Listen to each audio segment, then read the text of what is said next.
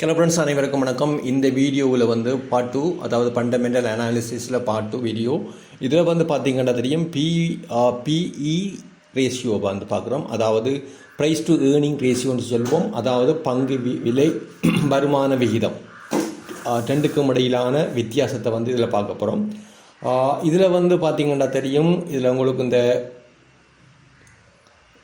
Formula பார்த்திங்கன்னா கிளியராக விளங்கும். என்னென்னு சொன்னால், இந்த பிஇ ரேஷியோ வந்து எப்படி கால்குலேட் பண்ணுறோம்னு சொல்லிச்சுன்னா, மார்க்கெட் ப்ரைஸ் வந்து பெர் ஷேர்ஸ். இப்போ கரண்ட்லியாக வந்து குறிப்பாக வந்து கமர்ஷியல் பேங்குடைய இப்போ 20 கடைசி 2 நாளில் பங்குச்சந்தையில் என்ன ப்ரைஸ் போகுதுன்ற விடயமும், ஏர்னிங் பெர் ஷேர்ஸ் வந்து ஆண்டுக்கு நீங்கள் இந்த ஷேர்ஸை வந்து வச்சிருந்தீங்களாக இருந்தால் உங்களுக்கு வர ஏர்னிங் எவ்வளவு கிடைக்கும்ன்ற விடயம் சம்பந்தமான ரெண்டுக்கு இடையிலான வித்தியாசம்.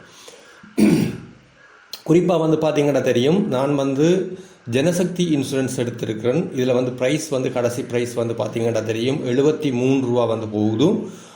இந்த ஆண்டுக்கான ஏர்னிங் பெர் ஷேர்ஸ் வந்து 19.92 வந்து கிடைச்சிருக்கு. ஆகவே வந்து இந்த 73 வந்து பிரிச்சிங்களாக இருந்தால் 3.66 என்ற பெர்சன்டேஜ் வந்து வரும். அதாவது இதுக்கு முதல் நீங்கள் இந்த வீடியோ ஃபர்ஸ்ட் வீடியோ பார்க்கலன்னு சொன்னால் அந்த வீடியோ போய் பாருங்கள். பார்த்துட்டு இந்த வீடியோ பார்த்தீங்கன்னா உங்களுக்கு கிளியராக வந்து விளங்கும். நான் எப்படி அந்த ஃபைனான்சியல் ரிப்போர்ட், அதாவது ஜனசக்தி இன்சூரன்ஸுடைய ஆனுவல் ரிப்போர்ட்லேருந்து நான் என்ன மாதிரி டேட்டாவை எடுத்துகிட்டு வந்தேன் என்ற விடயம் வந்து உங்களுக்கு தெரியும். அதில் பார்த்தீங்கன்னா உங்களுக்கு ஈஸியாக விளங்கக்கூடியதாக இருக்கும். இதில் பார்த்தீங்கன்னா தெரியும் 3.66 வருதுன்னு சொன்னால் நீங்கள் வந்து உங்களுடைய இன்வெஸ்ட்மெண்ட்டை ஒரு 3 அல்லது 4 வருஷத்துக்குள்ளாலே நீங்கள் இந்த எடுத்துவிடுவீங்கள், அதாவது எடுக்கக்கூடியதாக இருக்கும். அதாவது 3.66 மடங்கு தான் வந்து இந்த ஷேர்ஸ்ல ப்ரைஸ் வந்து இருக்குது என்ற விடயம் வந்து உங்களுக்கு தெளிவாக வந்து விளங்கும். இது வந்து உங்களுக்கு 3 விடயங்களை வந்து உங்களுக்கு 3 விடயத்தை, அதாவது என்னத்த விஷயத்தை அடையாளம் காணலாம் என்று சொன்னால், இந்த ஷேர்ஸ் வந்து ஓவர் வேல்யூவா அல்லது அண்டர் வேல்யூவா அல்லது பேர் வேல்யூவா என்ற விடயத்தை வந்து அடையாளம் காணக்கூடியதாக இருக்கும். இது வந்து ஒவ்வொரு செக்டருக்கும் வந்து வித்தியாசப்படும். பார்மஸ்யூட்டிக்கல் செக்டர்னு சொன்னால் அதுக்கு ஒரு ஸ்டாண்டர்ட் வந்து வித்தியாசப்படும். அடுத்தது ஃபைனான்சியல் செக்டர்னு சொன்னால் அதுக்கு வந்து வித்தியாசப்படும். அந்த ஸ்டாண்டர்ட் வந்து வித்தியாசப்படலாம்.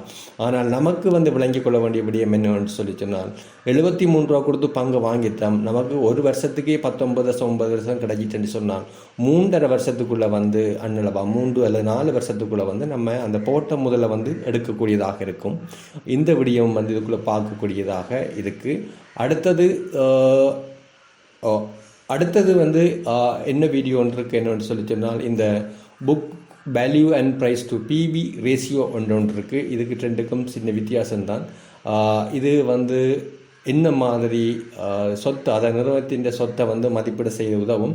இது தொடர்பான வீடியோவை இனி அடுத்த ஒரு பாட்டில் நான் உங்களுக்கு வெளியிடுறேன்.